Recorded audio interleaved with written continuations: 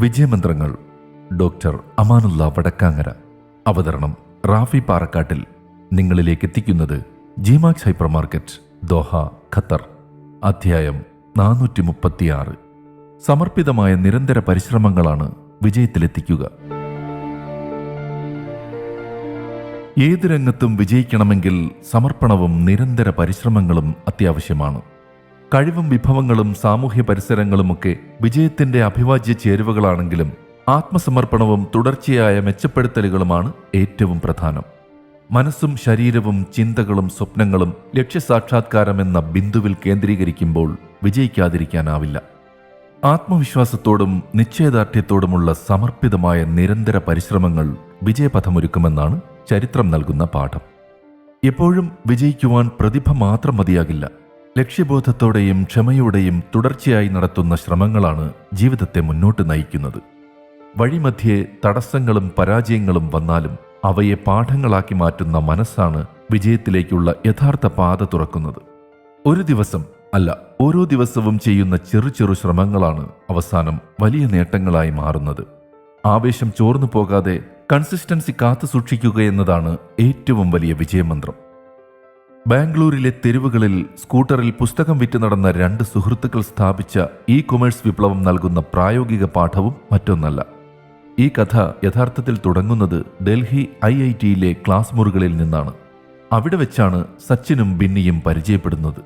പഠനശേഷം ഇരുവരും ലോകോത്തര കമ്പനിയായ ആമസോണിൽ ജോലിയിൽ പ്രവേശിച്ചു. എന്നാൽ മറ്റൊരാളുടെ സാമ്രാജ്യത്തിൽ തൂണുകളായി നിൽക്കുന്നതിനേക്കാൾ സ്വന്തമായി ഒരു മണ്ണ് കണ്ടെത്താനായിരുന്നു അവരുടെ ആഗ്രഹം. ബാംഗ്ലൂരിലെ കോറമംഗലയിലുള്ള ഒരു കൊച്ചു അപ്പാർട്ട്മെന്റിൽ കൊമേഴ്സ് എന്ന വാക്കുപോലും ഇന്ത്യക്കാർക്കത്ര പരിചിതമല്ലാതിരുന്ന 2007 അവർ ലാപ്ടോപ്പിന് മുന്നിലിരുന്ന് ഒരു വലിയ സ്വപ്നം നെയ്തെടുക്കുകയായിരുന്നു. കയ്യിലുള്ളത് വെറും 4 ലക്ഷം രൂപയുടെ സമ്പാദ്യം മാത്രം. ഒരു ബിസിനസ് തുടങ്ങാൻ അത് മതിയാകില്ലെന്ന് പലരും ഉപദേശിച്ചു. എങ്കിലും അവർക്കൊരു ഉറച്ച വിശ്വാസമുണ്ടായിരുന്നു. ഇന്ത്യയിലെ സാധാരണക്കാരൻ കടകളിൽ കയറാതെ തന്നെ സാധനങ്ങൾ വാങ്ങുന്ന ഒരു കാലം വരുമെന്ന് അവർ മുൻകൂട്ടി കണ്ടു. തുടക്കത്തിൽ ഫ്ലിപ്കാർട്ട് വെറുമൊരു ഓൺലൈൻ പുസ്തകശാലയായിരുന്നു. ഓർഡർ കിട്ടുന്ന പുസ്തകങ്ങൾ തേടി ബാംഗ്ലൂരിലെ തിരക്കേറിയ റോഡുകളിലൂടെ അവർ അലഞ്ഞു. കടകളിൽ നിന്ന് പുസ്തകം വാങ്ങി പൊതിഞ്ഞ് കൊറിയർ ഓഫീസുകളിൽ എത്തിച്ചിരുന്നത് ഇവർ തന്നെയായിരുന്നു. വെയിലേറ്റും മഴ നനഞ്ഞും തങ്ങളുടെ പഴയ സ്കൂട്ടറിൽ പുസ്തകക്കെട്ടുകളുമായി പോയ ആ നാളുകൾ. അന്ന് ആരും കരുതിയില്ല ഈ 2 യുവാക്കൾ ഇന്ത്യയുടെ വിപണിയെ തന്നെ മാറ്റി വരയ്ക്കുമെന്ന്. ഒരിക്കൽ ഒരു കസ്റ്റമർ ഒരു അപൂർവമായ പുസ്തകം ഓർഡർ ചെയ്തു.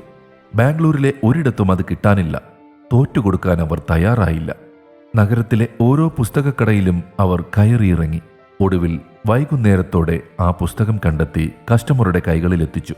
അന്ന് ആ ഉപഭോക്താവിന്റെ മുഖത്തുണ്ടായ ആ സന്തോഷമാണ് ഫ്ലിപ്കാർട്ടിന്റെ വിജയമന്ത്രമായി മാറിയത്. ഓൺലൈനിൽ പണം നൽകാൻ ഇന്ത്യക്കാർക്ക് വലിയ പേടിയായിരുന്നു. പണം നൽകിയാൽ സാധനം വരുമോ എന്നതായിരുന്നു പ്രധാന ചോദ്യം. അവിടെയാണ് സച്ചിനും ബിന്നിയും തങ്ങളുടെ തുറുപ്പ് ചീട്ടിറക്കിയത്. Cash on delivery. സാധനം കയ്യിൽ കിട്ടിയാൽ മാത്രം പണം നൽകിയാൽ മതി എന്ന ആ ഒരു തീരുമാനം ഇന്ത്യൻ കൊമേഴ്സ് ചരിത്രത്തിലെ ഏറ്റവും വലിയ വൗ ഫാക്ടറായിരുന്നു. ഇന്ത്യക്കാർ ഫ്ലിപ്കാർട്ടിനെ വിശ്വസിച്ചു തുടങ്ങി. പുസ്തകങ്ങളിൽ നിന്ന് മൊബൈൽ ഫോണുകളിലേക്കും വസ്ത്രങ്ങളിലേക്കും ഗൃഹോപകരണങ്ങളിലേക്കും ആ സാമ്രാജ്യം പടർന്നു പന്തലിച്ചു. ഇന്ന് സച്ചിനും ബിന്നിയും ഫ്ലിപ്കാർട്ടിന്റെ ദൈനംദിന കാര്യങ്ങളിൽ കൂടെയില്ലെങ്കിലും അവർ പടുത്തുയർത്തിയ ആ അടിത്തറയിലാണ് ലോകം ഇന്നും വിസ്മയിക്കുന്നത്. 2018 അമേരിക്കൻ ഭീമനായ വാൾമാർട്ട് 1.2 ലക്ഷം കോടി രൂപയ്ക്ക് ഫ്ലിപ്കാർട്ടിനെ ഏറ്റെടുത്ത് ലോകത്തെ തന്നെ ഞെട്ടിച്ചു. ഒരു ഇന്ത്യൻ സ്റ്റാർട്ടപ്പിന് കിട്ടുന്ന ഏറ്റവും വലിയ അംഗീകാരമായിരുന്നു അത്. സച്ചിൻ ഇപ്പോൾ ഫ്ലിപ്കാർട്ടിന് ശേഷം സച്ചിൻ നവി എന്ന സ്ഥാപനത്തിലൂടെ ഫിനാൻഷ്യൽ രംഗത്ത് പുതിയ വിപ്ലവം സൃഷ്ടിക്കുന്നു. ഇന്നത്തെ ബിന്നി, അദ്ദേഹം പുതിയ സംരംഭകനെ സഹായിക്കുന്നതിനും ഓപ്ഡോർ എന്ന തന്റെ പുതിയ ലക്ഷ്യത്തിനുമായി സമയം ചിലവഴിക്കുന്നു. ഫ്ലിപ്കാർട്ട് ഇന്ന് വെറുമൊരു വെബ്സൈറ്റ് അല്ല, അത് കോടിക്കണക്കിന് ഇന്ത്യക്കാരുടെ ജീവിതത്തിന്റെ ഭാഗമാണ്. 2007 ആ പഴയ സ്കൂട്ടറിൽ പുസ്തകമെത്തിക്കാൻ പോയ സച്ചിന്റെയും ബിന്നിയുടെയും നിശ്ചയദാർഢ്യമാണ് ഇന്ന് നിങ്ങളുടെ വാതിൽക്കൽ ഒരു ഡെലിവറി ബോയ് ബെല്ലടിക്കുമ്പോൾ പ്രതിഫലിക്കുന്നത്. സച്ചിനും ബിന്നിക്കും മാത്രമല്ല, നമുക്കും കാലത്തെയും ലോകത്തെയും വിസ്മയിക്കുന്ന പലതും ചെയ്യാനാകും.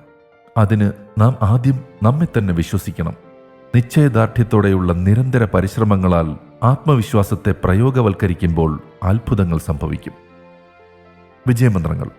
വിജയമന്ത്രങ്ങൾ സംബന്ധിച്ച നിങ്ങളുടെ വിലയേറിയ അഭിപ്രായങ്ങളും നിർദ്ദേശങ്ങളും 0097455526275 എന്ന വാട്സപ്പ് നമ്പറിലോ ceomedia+@gmail.com എന്ന ഇമെയിൽ വിലാസത്തിലോ അറിയിച്ചാൽ സന്തോഷമാകും.